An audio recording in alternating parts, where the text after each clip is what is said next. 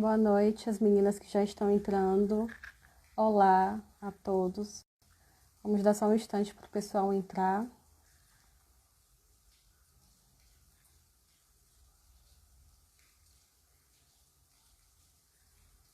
Enquanto isso, me digam como vocês estão nessa noite chuvosa em feira. E quem não está em feira também, como é que está o clima aí?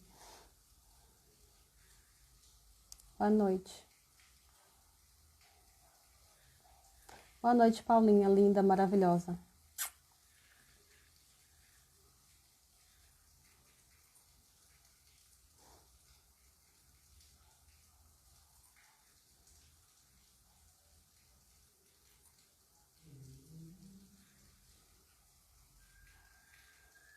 Vamos ver se a internet vai suportar essa chuva também, né, gente?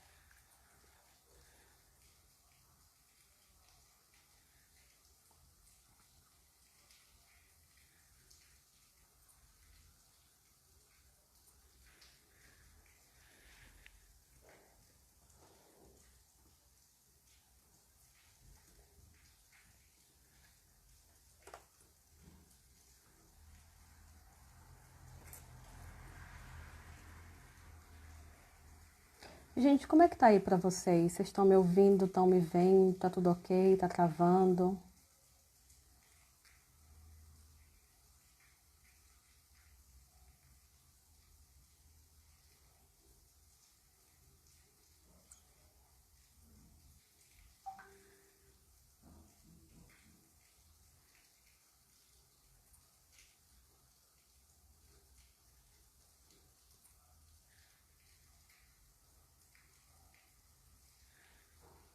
Beleza.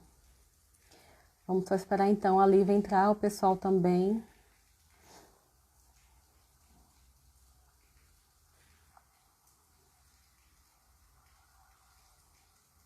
Obrigada, Jace.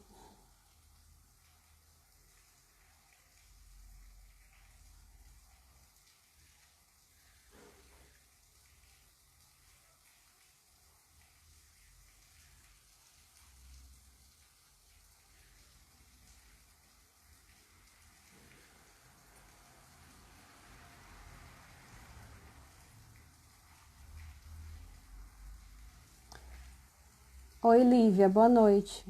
Só enviar o convite, que aí eu te aceito na live.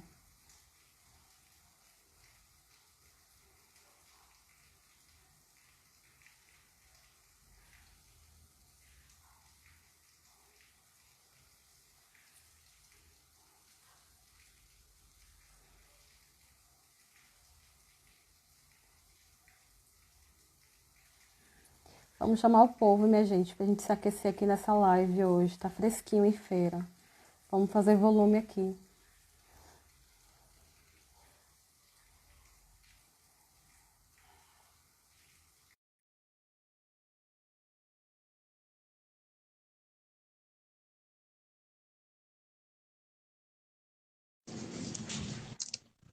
Olá, boa noite. Olá, boa noite, Tudo gente. bom?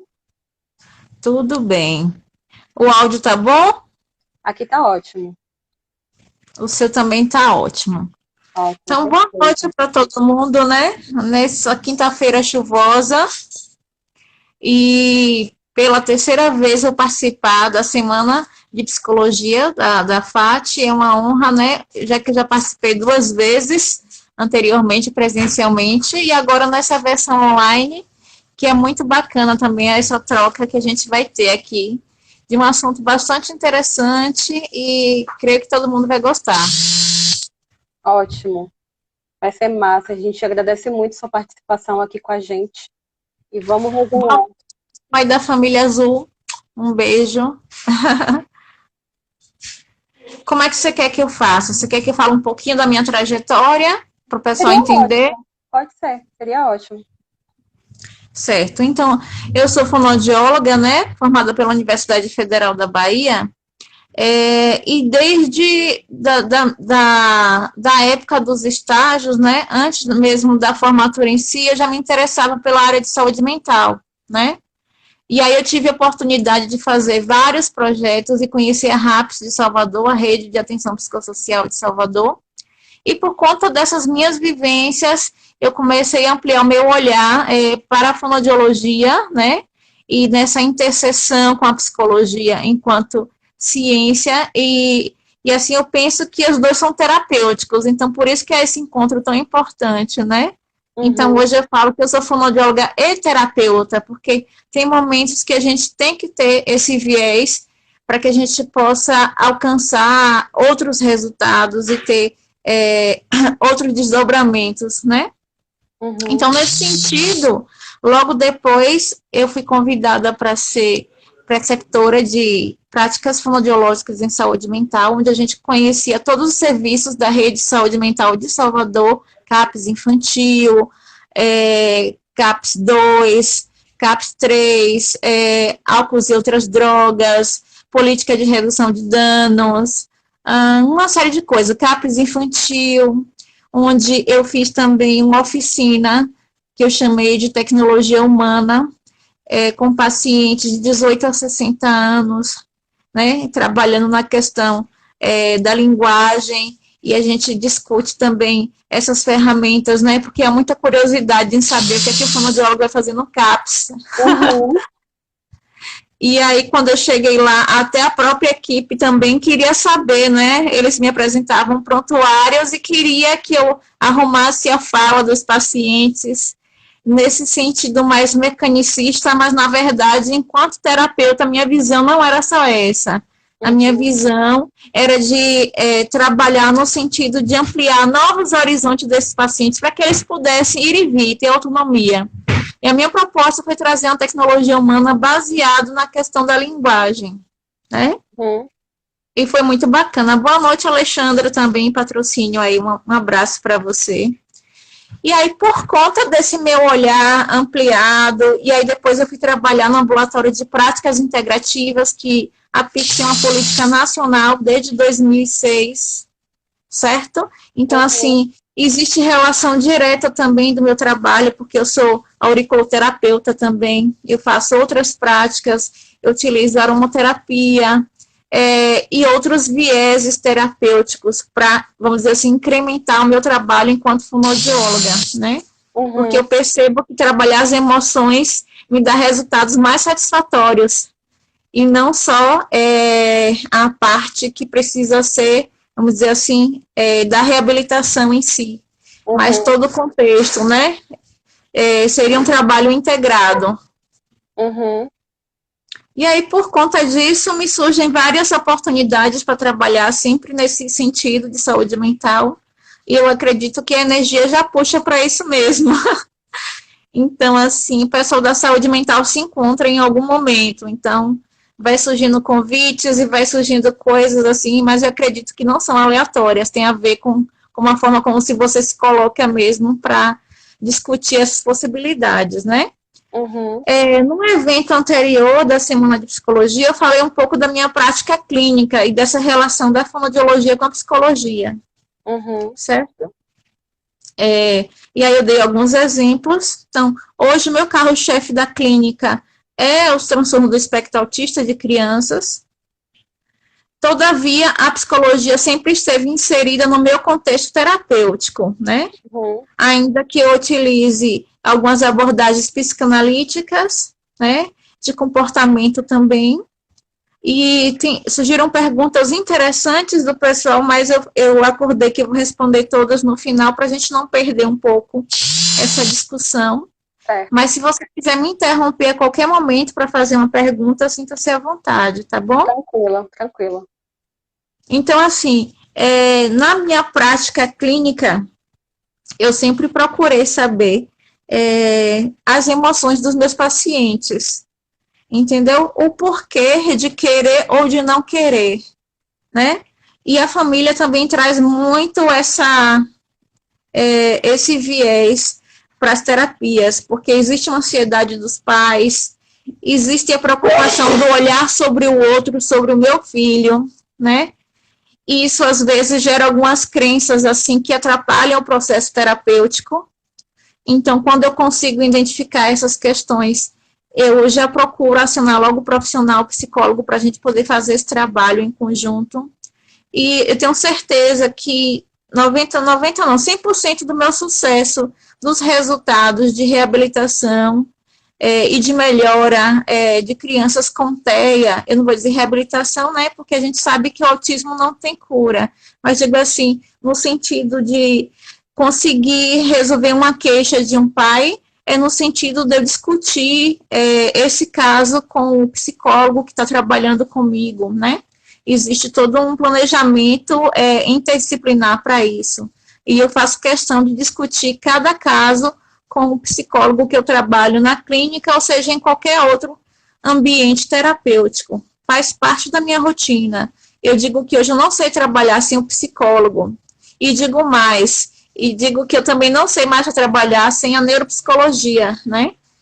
Que hoje nós vemos que essa avaliação neuropsicológica muitas vezes fica lá no final do planejamento terapêutico, quando na verdade é uma reflexão que eu creio que seria interessantíssimo que fosse inicialmente a intervenção propriamente dita, porque aí nós teríamos um prognóstico, teríamos dados contundentes para saber em que caminho a gente deve trilhar para ter melhores resultados e poder também dar um direcionamento, uma orientação e fazer um planejamento junto com a família da participação também deles no processo terapêutico. Tá tudo bem até aí? Tá tudo ótimo, mas por que não costuma acontecer dessa forma? Por que não procura-se logo de início o neuro? É uma questão cultural? Eu creio que é falta de saber o que o neuropsicólogo faz. Uhum. Inclusive, quando eu sugeri o título dessa live, eu até fiz uma provocação, falei, é Rafael, né? Uhum. Se não me engano, é Rafael.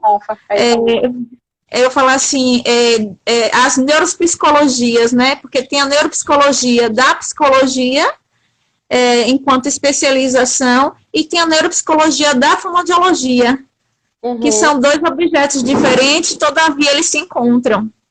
E tu vai ter essa pergunta lá no final, que eu vou poder responder melhor, como seria essa questão. Então, eu acredito que é falta de saber exatamente o que o neuropsicólogo da psicologia faz, né? E o que o neuropsicólogo da fonoaudiologia faz. Embora, nesse momento, eu esteja falando da neuropsicologia da psicologia. Essa avaliação das funções cognitivas, né? Do aprendizado. Nesse sentido. Perdão, gente, porque na minha casa essa cachorrinha aqui faz parte da live. Tá todo mundo em casa, gente. Quarentena. Ela já quer dar o seu palpite, né? Então, assim, eu acredito que é sobre isso. Essa falta de saber o que é que a neuropsicologia pode trazer, entendeu? Qual o papel mesmo da neuropsicologia, né? Então, assim, hoje muitas crianças não verbais autistas, talvez a gente não consiga saber exatamente quais são os déficits cognitivos dela, para que ela viesse a não se tornar não verbal, né? Então, talvez se fizesse um trabalho desde o início, nesse sentido de elaboração, de conversação entre essas áreas, eu creio que poderia ter um prognóstico diferente, né? E aí eu sempre falo, nunca é tarde também, não fez ainda, vamos fazer esse trabalho multidisciplinar tão importante, né? Então, geralmente acontece lá no final esse encaminhamento, quando na verdade deveria ser um dos primeiros. Entendi. Lívia, você quer passar para as perguntas? Tem logo a primeira que fala aqui de que forma a fonoaudiologia atua em parceria com a psicologia. De que forma a psicologia atua com a fonoaudiologia? Bem, a fonoaudiologia, por si só, ela tem umas 12 especialidades, se eu não me engano, atualmente, certo? Pela Sociedade Brasileira de Fonoaudiologia. Então, muitas de nossas demandas é necessário fazer esse trabalho em conjunto, sobretudo nas alterações de linguagem, né? Então, o autismo é imprescindível que haja esse trabalho para a gente fazer o manejo correto do comportamento, né? Então, assim, quando a gente fala de fala, a gente fala de treino motor. Então, uma criança que tem um comportamento onde ela não consegue fazer um foco, para aprender esse treino, ela precisa também desse trabalho com o psicólogo para poder conduzir da melhor forma. Então, é o psicólogo que tem esse manejo do comportamento, tanto que o ABA surgiu daí, né, como ciência, né, são os psicólogos que são referências em ABA. Então, é imprescindível esse trabalho de manejo do comportamento, do cognitivo, para que a gente consiga fazer o nosso trabalho da melhor forma. Eu falei somente da área da linguagem, mas a gente tem a área da disfluência, que são os pacientes que têm disfemia, nome científico da gagueira, né? Onde esse paciente ele consegue fazer o processo de terapia com o fonoaudiólogo, mas muitas vezes ele precisa de uma base emocional muito grande para não voltar a desfluir. Ok? Tem uma questão orgânica ligada a um gene que a gente já sabe. Todavia, esses pacientes precisam de um suporte emocional muito grande, porque muitos deles trazem histórias também muito de discriminação, de bullying, de sofrimento pela questão da gagueira em si. E se ele não tiver bem abarcado emocionalmente para entender esses processos que acontecem, para que ele não saia, não perca aquela base dele, então, assim, é provável que ele volte a desfluir. Então, assim, muitas vezes ele tem alta da fonoaudiologia, mas continua no processo com a psicóloga, porque ele precisa trabalhar muito bem essas emoções, para que ele não consiga perder o seu alicerce que foi trabalhado, né, enquanto a fluência propriamente dita. E aí eu dou outro exemplo. Então, temos professores também com alterações vocais, que tem vários processos, né, atrelados à sua condição de voz, né, distúrbio de voz relacionado ao trabalho, ou seja, excessiva demanda vocal por um trabalho que ele já não consegue dar conta, não consegue ser remanejado, existem muitas cobranças. Então, muitas vezes, ele faz o processo terapêutico, mas precisa trabalhar emocional para melhorar alguns ajustes, inclusive tensionais de musculatura, que estão muito atrelados às emoções desse professor, no caso. Então, assim, são N situações onde eu faço encaminhamento para o psicólogo, por entender que, na verdade, não é só uma prega vocal, não é só uma disfluência, entendeu? Eu estou lidando com uma pessoa que tem uma série de emoções e que elas interferem totalmente no processo terapêutico. Essa sensibilidade do profissional é super importante, né? Para dar conta não apenas dos aspectos que são ligados ao corpo biológico, né? Mas aquele risco específico também. Para mim, a psicologia não é fato. Está totalmente integrado no meu processo terapêutico. Eu não consigo viver sem os psicólogos. Então, assim, muito importante, eu quero ratificar isso aqui, a importância de vocês enquanto profissionais. Mas existe também uma resistência, muitas vezes, de alguns pacientes. E aí eu volto na questão cultural. Então assim, por que não procuro o neuropsicólogo, né, os pais, para fazer uma avaliação antes do processo terapêutico, para ter um prognóstico, e aí vão fazer no final, talvez pela falta de conhecimento também, que é o que acontece, às vezes encaminham um paciente para o psicólogo, e o pai fala assim, não, mas ele só não fala, ele não precisa de psicólogo, não. Então, tem muito essa fala, e é recorrente. Então, eu preciso explicar o quão importante é esse trabalho multidisciplinar, para que o filho, inclusive, melhore a sua iniciativa comunicativa, os seus processos de linguagem, de cognição, de comportamento. Então, existe também essa questão dos pais, às vezes, rejeitarem no primeiro momento esse encaminhamento, tá? Que eu chamo de pôr a criança no caminho, né? São vários caminhos que ele precisa para se desenvolver. Mas é muito bacana que se crie também essa sensibilidade, né? E que se faça o que a gente chama de psicoeducação. Que é explicar para o leiga o que está acontecendo, por que é aquilo, porque tem todo o senso comum dizendo que o psicólogo atua, com quem que ele trabalha. E quando a gente entra em contato, a gente entende que não é bem daquele jeito, né? E ainda temos que desconstruir, né, essa questão da loucura, que é muito arraigada na nossa sociedade. Então, assim, existe todos esses vieses que eu estou falando, da questão da falta de conhecimento mesmo do profissional. Eu não sei quantos anos a psicologia tem de área de atuação. Por exemplo, a fonoaudiologia tem menos de 40 anos enquanto ciência. Eu não sei a psicologia. Eu não me Mas recordo assim, também, mas também é uma ciência nova.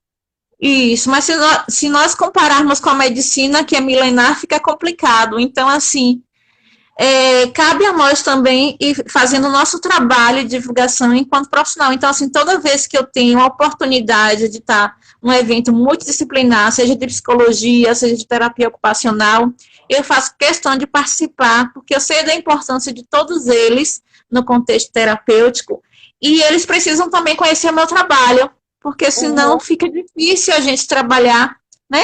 Uma equipe entrosada para melhores resultados. Então, eu penso dessa forma.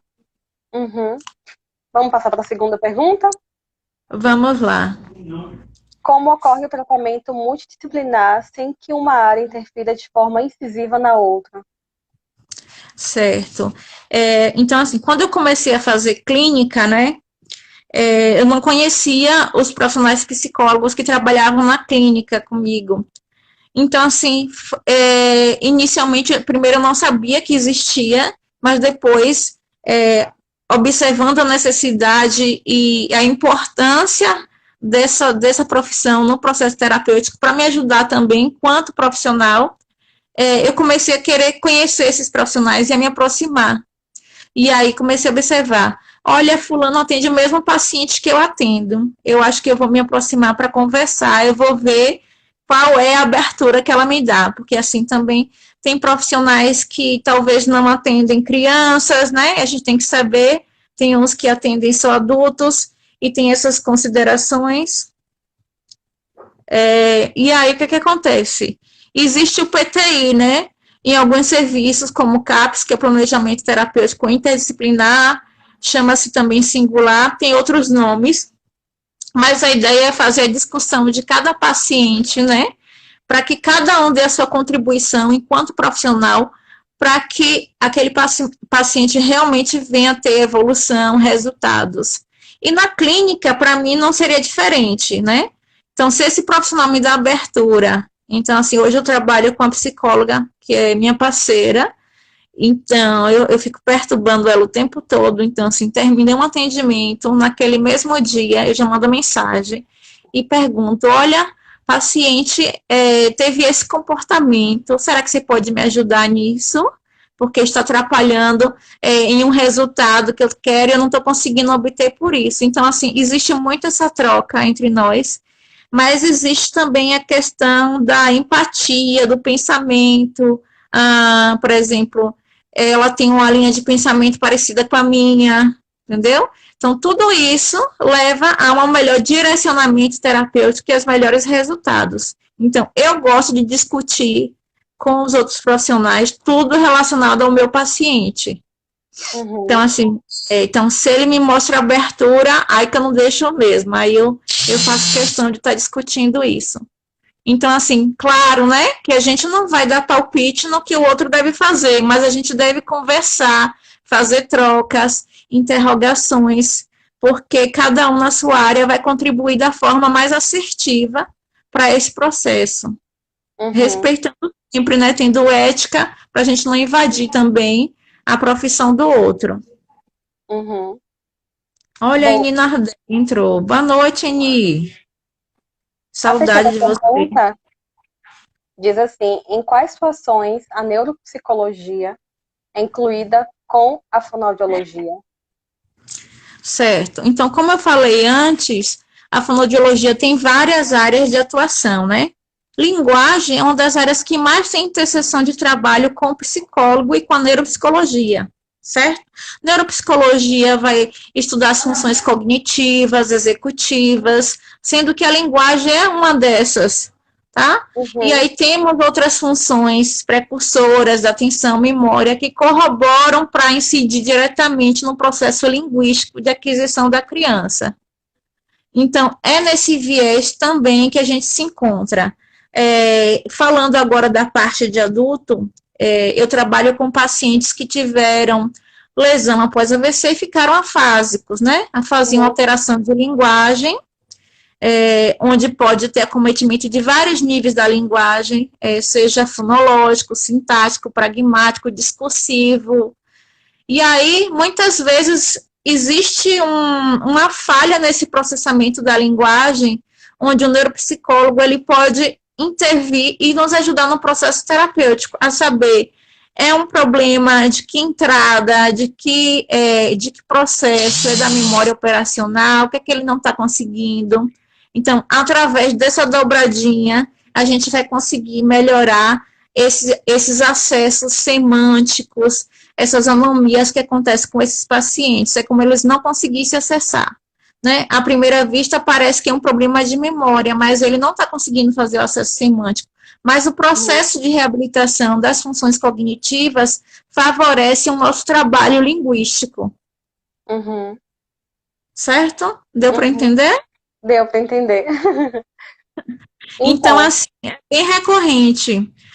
Pacientes com doenças de Alzheimer, que também vai ter esse problema, né? Vai perdendo essas funções ao longo do progresso da doença. Então, esse trabalho é importante. Queria até mandar um abraço para a Kátia Suzy, neuropsicóloga, e para a doutora Ana Rita também, Antunes. Um abraço para vocês duas, maravilhosas. Então, nossa quarta pergunta diz assim: como se dá o cuidado de pessoas com autismo e outras disfunções neurológicas em conjunto com a fonoaudiologia, que é o que a gente já está discutindo, né? Então, assim, para mim é muito cômodo falar sobre autismo, porque é uma coisa que sempre esteve presente na minha clínica. Então, assim, sempre trabalho com autista nessa perspectiva de discutir mesmo. Eu faço um PTI, né? Então, assim, já tive a oportunidade de fazer com terapia ocupacional e com psicologia, o que a gente pode fazer do ponto de vista da psicologia para melhorar o comportamento, do ponto de vista da terapia ocupacional para melhorar a questão sensorial, de organização, motora, certo? Porque todos esses processos incidem no processo da aquisição da linguagem e da intenção comunicativa. A gente separa, só para dizer didaticamente que separou, mas são funções que se confluem a todo momento, entendeu? Então, assim, não existe trabalhar hoje com TEA sem uma questão multidisciplinar. Não tem como. Até porque o próprio nome já diz, o espectro de características em que é diferente de cada criança para cada criança.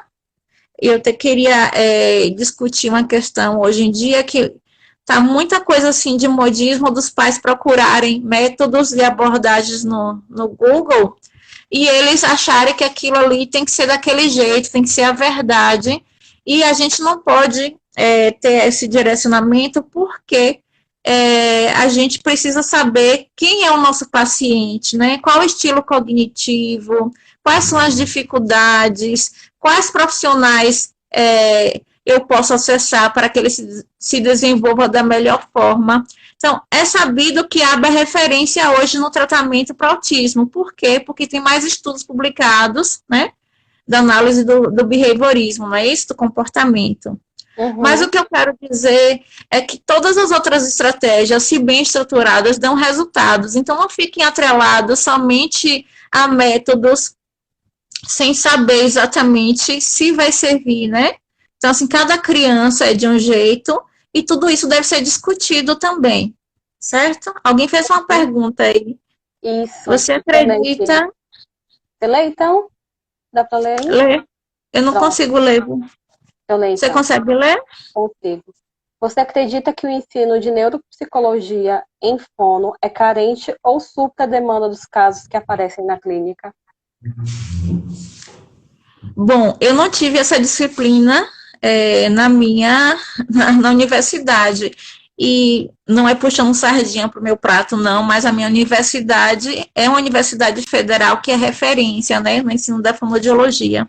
Todavia, como eu falei, é uma ciência nova, e a fonoaudiologia, por si só, tem várias interseções, então nós temos que ter conhecimento de anatomia, de fisiologia, de psicologia, entendeu? Então, várias interfaces. Então, assim, para dar conta disso tudo no currículo, realmente é um desafio. Então, assim, eu não culpo nem as universidades. Eu sei que é uma preocupação com isso, mas eu acredito que as próximas formações vão ser melhores contempladas nisso.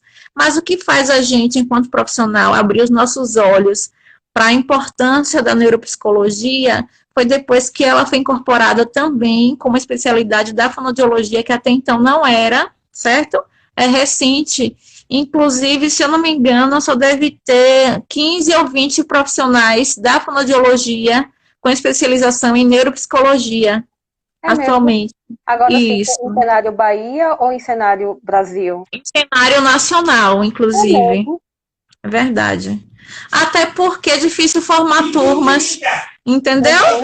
Então, assim, aí a gente não consegue ter um número de especialistas nessa área.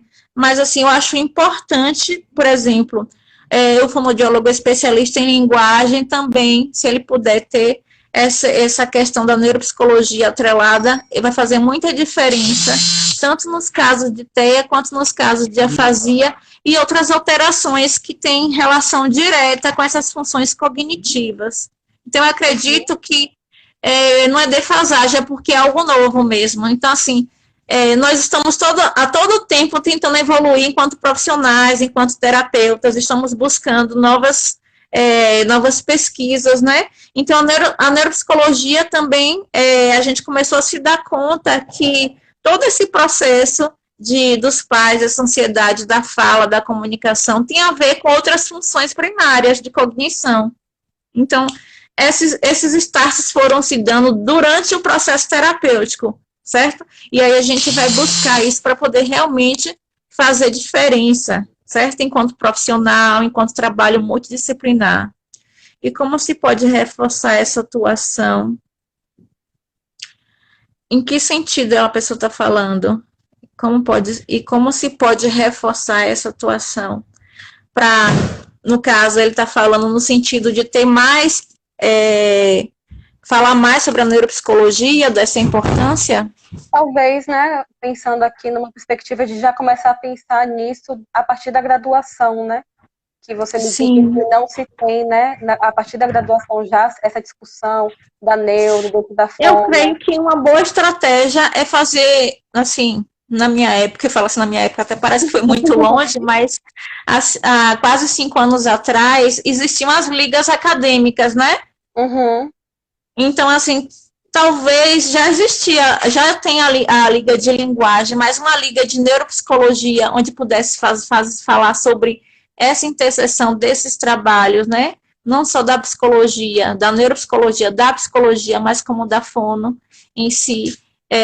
Seria muito rico. Eu acho que isso é importante para a gente poder tornar essa neuropsicologia menos distante da nossa realidade, aproximar, certo? No sentido de trabalhar mais com isso, dos resultados terapêuticos. Eu tenho certeza que depois que eu abrir meus olhos para isso, e que vai ser uma rotina para mim fazer a avaliação neuropsicológica antes de eu começar a fazer o processo terapêutico, né? E hoje, no Instituto Família Azul, que é o instituto do qual eu faço parte, queria até mandar um abraço para a equipe maravilhosa que compõe, né? Temos arte terapeuta, temos neuropsicólogo, psicólogo, psicopedagogo, fonos, físio. Então, assim, é algo muito rico e novo, e essas crianças vão ser privilegiadas, porque elas vão ter todo esse arcabouço terapêutico, né? Num formato discursivo, jamais de invadir o espaço do outro, mas só de contribuir mesmo, e para a gente alcançar melhores resultados. Eu creio que vai ser um trabalho muito bonito, e todo mundo que quiser conhecer, bem-vindo, certo? Até porque também quando a gente pensa no paciente, né, ele tem esse atendimento com todos esses profissionais, o atendimento é muito mais global, e o resultado terapêutico, obviamente, né, é muito maior. Porque aí nós vamos discutir as dificuldades e as potencialidades de cada um, né? Então, é algo personalizado, não é algo para ser reproduzido de qualquer forma. A gente pensa, a gente estuda, isso, a gente se prepara, a gente se preocupa, a gente vai elaborar uma estratégia assertiva, por que não está dando certo, eu estou com dificuldade aqui, então eu vou pedir a psicóloga para poder trabalhar essa parte do comportamento. Então, tudo isso é importante. Além disso, né, a gente está falando só do trabalho com os pacientes, mas a gente precisa também do trabalho com os pais, né? Então, assim, os pais inseridos no contexto terapêutico, as crianças evoluem muito mais rápido, melhoram muito mais rápido.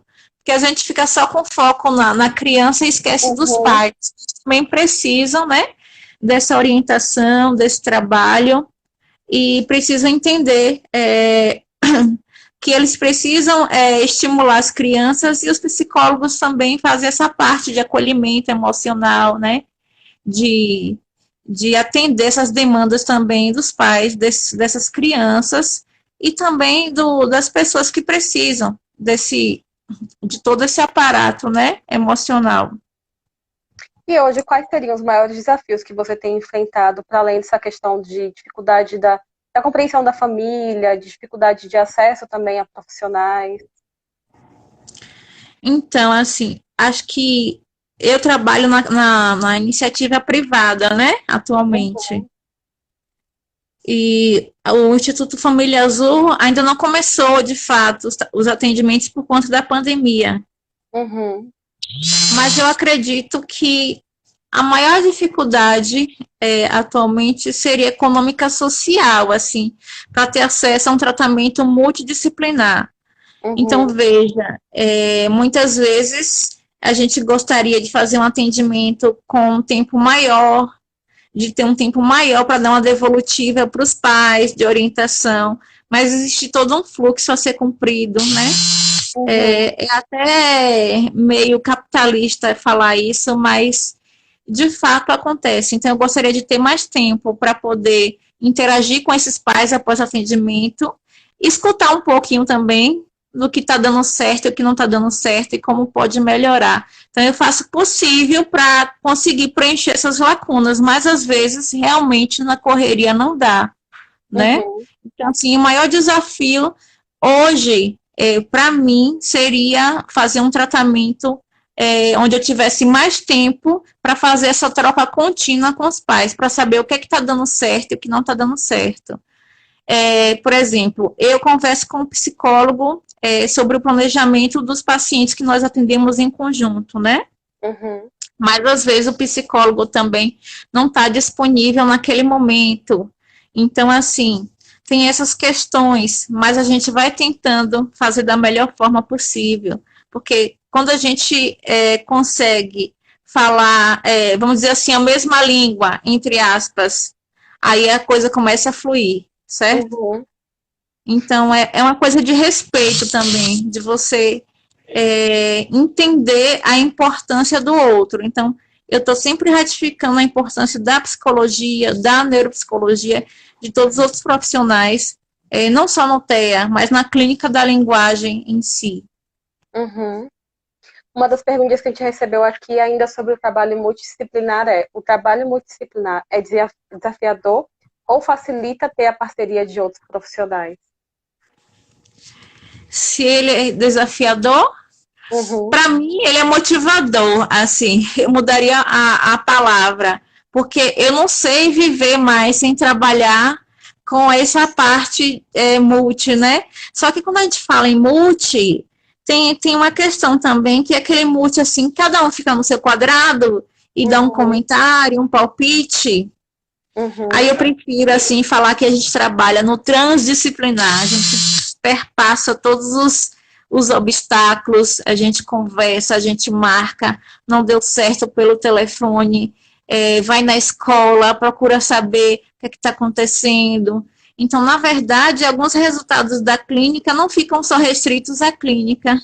Então, eu preciso da escola, eu preciso da família, né? Então, assim, é toda uma rede, isso. Então, por isso que saúde mental é bacana, porque a gente não consegue fazer nada sem rede. E é por isso que eu sou apaixonada pela RAPS, porque, assim, eu digo assim, que a RAPS, se funcionasse, teria tudo para ser um sucesso, né? Mas existem muitas questões de políticas mesmo, que a gente não conseguiu superar ainda, mas eu espaço a minha parte para que um dia a gente consiga ver os serviços de saúde, atenção à saúde mental, funcionando de uma forma mesmo integrada, efetiva, né? E seja resolutiva também. uma coisa que eu queria falar foi de um artigo que eu escrevi recentemente sobre a qualidade de vida de pais e cuidadores de crianças com TEA. Uhum. Que é algo que as pessoas às vezes se esquecem, né? Então, assim, por exemplo, para mim, é difícil cuidar de uma criança com autismo. Bom, eu diria que não seria difícil, é desafiador, né? Como a família Azul coloca. Mas eu amo estar com eles. Então, assim, para mim, ficar 30, 40 minutos com a criança, para mim é maravilhoso, mas às vezes os pais ficam a semana inteira com a criança e não sabem como conduzir, né? Não sabem o que fazer para estimular. E, e nisso tenho me preocupado muito. E daqui a algum tempo, eu creio que esse ano ainda eu vou lançar um livro sobre isso. Então, como é que os pais vão poder estimular as crianças em casa? Se não tem pai, tem cuidador, o que eu devo fazer? Então, vai ser um livro muito bacana, vai ser ilustrativo, ou seja, vai ter desenhos, porque eu me preocupei com o cuidador que não é alfabetizado, para saber como é que ele vai interpretar aquela informação. Então, vai ter ilustrações e essas informações vão ser em forma de versos, porque aí ele pode decorar. Entendeu? De repente alguém repete e aí a pessoa vai decorando, decorando, decorando. Então, eu acredito que esse livro vai ser de fundamental auxílio para esses pais e cuidadores. E voltando a falar do artigo que eu falei, então, as mães sempre ficam com a sobrecarga maior, né? Há uma discussão da literatura sobre isso, em que as mães acabam assumindo toda a parte de estar procurando como resolver essa questão. Às vezes ela se perde nesse caminho, nessa rede que, na verdade, a rede do TEA ainda, eu acredito que ela ainda é inexistente nesse sentido de vai ser construída, mas ainda não se construiu, né? Então a mãe fica sabendo, não sabe para onde levar, o que é que vai fazer, porque não tem vaga, e aí ela fica angustiada, e aí o irmão que não é autista, que é neurotípico, vamos dizer assim, não entende que a mãe tem que dar mais atenção àquele, e aí isso gera também outros conflitos. Então, é por isso que eu reafirmo a necessidade de tratar a saúde mental com uma rede integrada e resolutiva. E a gente só consegue isso com políticas públicas, né? E para a gente realmente conseguir que essas políticas públicas aconteçam, a gente tem que aparecer, a gente tem que falar sobre isso, a gente tem que publicar, a gente tem que escrever mesmo, porque senão a gente não vai conseguir fazer muita coisa. Então, temos que participar ativamente desse processo, seja de uma forma de ativismo social, seja científico, né? Temos que começar a provocar mesmo essas discussões em todos os espaços, em fóruns, seminários, né? Então, é bem por aí. Eu me preocupo muito com a mãe perdida nesse cuidado, assim, e, sabe, às vezes fica tudo sobrecarregado para ela e as pessoas cobrando, cobrando, cobrando, cobrando. E eu vou até dar um depoimento aqui, que no início, quando eu comecei a atender as crianças autistas, que os pais não levavam, eu ficava super chateada. Assim, poxa, mas fulano não trouxe fulano hoje, por quê? Ficava chateada mesmo. Mas depois que eu fui entender, primeiro que eu não sou mãe, né? E assim, eu não poderia nem estar fazendo esse julgamento, mas eu ficava chateada enquanto terapeuta, porque a criança faltou. E eu falo, poxa, mas fulano não trouxe fulano.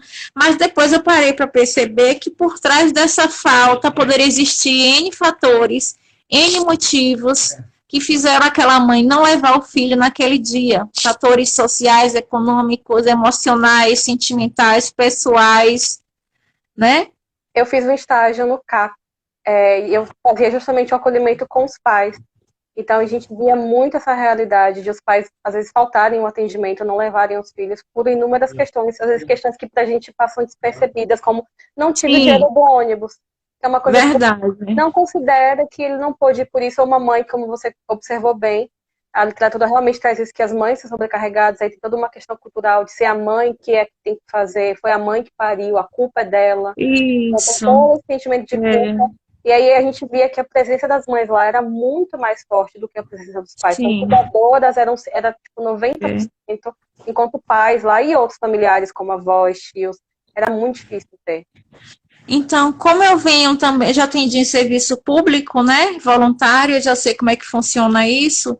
Então, eu estou te falando de uma realidade de clínica privada, onde em algum momento o pai não pôde levar, a mãe não pôde levar por conta disso, por conta daquilo, mas eu ficava chateada sem entender. Mas a gente começa a amadurecer e ver que a gente não pode julgar isso, e eu comecei a ter maior cuidado com essas mães, com esses pais, com essas famílias. Então, o meu carinho por eles é muito grande, porque eu sei da vontade deles fazer com que essa rede realmente funcione, com que essa terapia aconteça, né?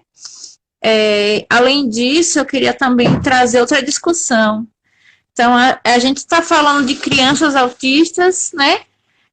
Vamos dizer assim, no CAPS infantil, mas e quando essa criança completa 17 e 18 anos, vai para onde? É outro ponto de discussão. Ele se perde na rede, ele vai continuar sendo tratado com aquele PTI. Então, são várias discussões que a gente tem que fazer sobre isso, né?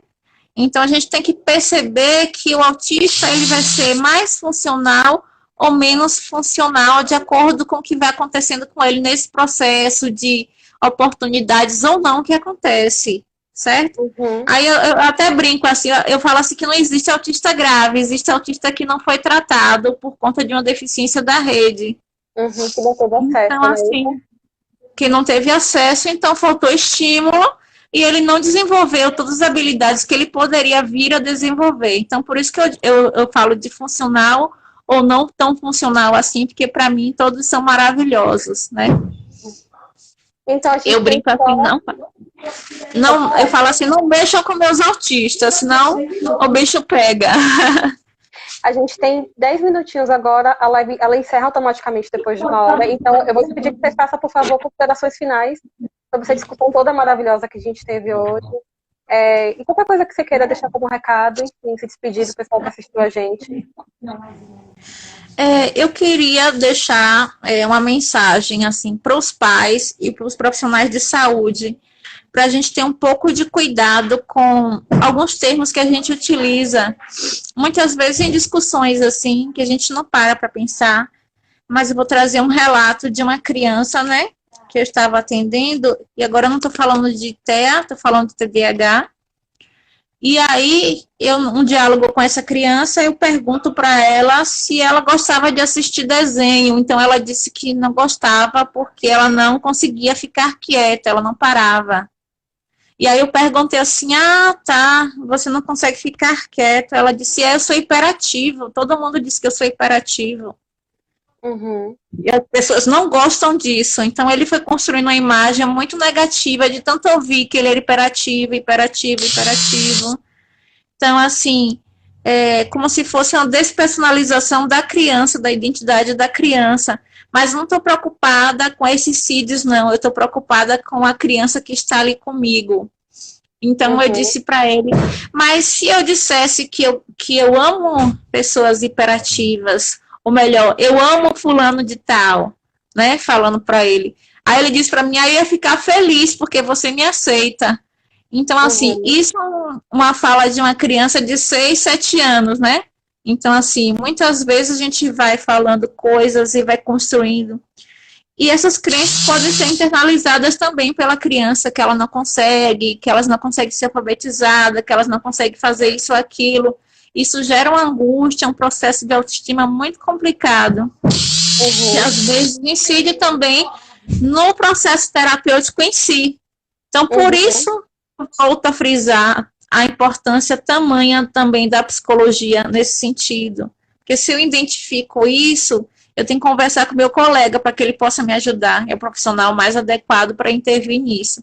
Mas, assim, eu estou falando do meu olhar enquanto terapeuta, né? Então, assim, eu brinco que a minha abordagem científica é a fetoterapia. É para provocar mesmo, porque senão a gente fica muito tecnicista, preso a técnicas e esquece essa parte emocional de acolher as crianças, né? A gente fica na patologia e esquece o sujeito, né? Isso. Então, assim, não é questão de dicotomizar de que isso ou aquilo é mais importante. É no sentido de integrar mesmo. Uhum, Certo? Então, o recado é esse. Eu queria que as pessoas parassem um pouco de falar, de criar esses rótulos, de apontar fulano é isso, fulano é aquilo. Não, fulano é fulano, é por isso que ele tem um nome. Então, uhum, se não precisasse nome, ninguém teria nome, né? E uhum, temos que preservar a identidade de todas as crianças, de todas as idades adolescentes.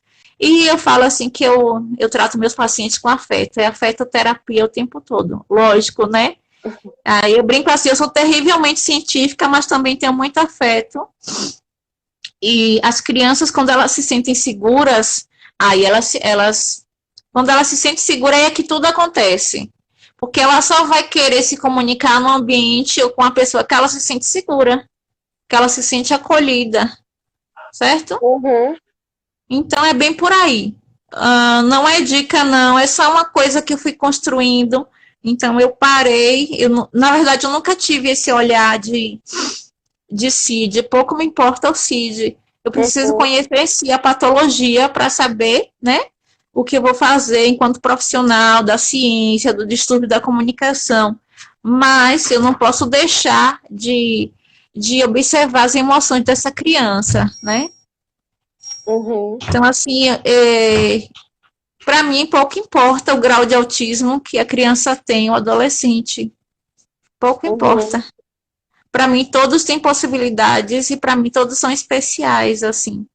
Aí eu brinco, até falo que é um grande erro, não sei, ser muito positiva, porque eu falo isso para os pais, mas eu acredito que essa questão transforma, entendeu? A visão também dos pais e da sociedade sobre aquela criança. Um tratamento E de mais outros humanizado, não profissionais. é isso? Isso. Então, para mim, o que faz diferença na minha clínica, embora eu estou sempre fazendo curso de atualização, né? Eu tenho extensão em saúde mental, eu tenho aperfeiçoamento em linguagem, faço vários cursos, mas se eu não tiver afeto com meus pacientes, nada flui. Uhum. Então, se eles não se sentirem bem comigo, eles não vão querer se comunicar. Eu Uhum. preciso criar essa linha, eu preciso criar essa conexão com eles, senão nada consigo fazer.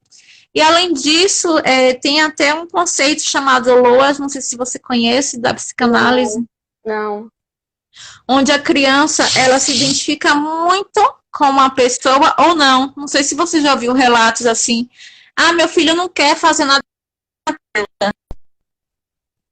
né? Não sei se você já ouviu. Que Aqui, é aqui quando a travou um criança pouquinho. ela só quer ser atendida por fulano de tal. Sim. Não existe isso, esse relato? A gente chama, assim, de vínculo. Eu conheço como vínculo. Não sei se é a mesma coisa, que É, a criança acaba vinculando com aquele profissional.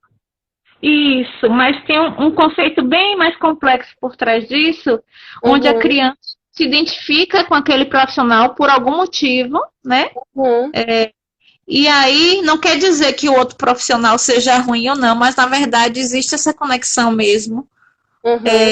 Aconteceu, e aí todo o resto, esses desdobramentos vai sendo, vamos dizer assim, esses processos são melhorados por conta dessa conexão que aconteceu Uhum. entre o terapeuta e a criança. Então, acho que é isso. Meu recado está dado. Precisamos trabalhar com redes, precisamos de políticas públicas, precisamos cuidar dos pais e cuidadores das crianças com TEA e precisamos observar mais as potencialidades das crianças com TEA, que eles são maravilhosos.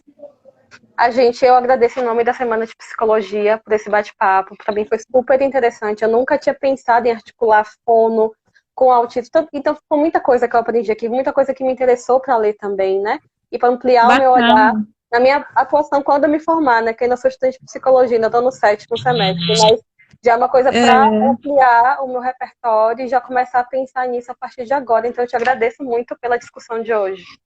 às vezes fica difícil a gente pensar, mas se você for parar para pensar, tem tudo a ver. Uhum, É imprescindível que haja essa conexão entre fono, entre psicologia, entre neuropsicologia, porque são Uhum, coisas que estão ali. A gente uhum. separa didaticamente, mas na verdade todas confluem, São né? todas ligadas, exatamente. Então, muito obrigada. Vou agradecer a todos também que assistiram a gente. A live vai ficar salva aqui também. Então, Eu que muito agradeço. obrigada. Até Se a for para falar próxima. sobre saúde mental, estamos aqui. Vai ser sempre um prazer.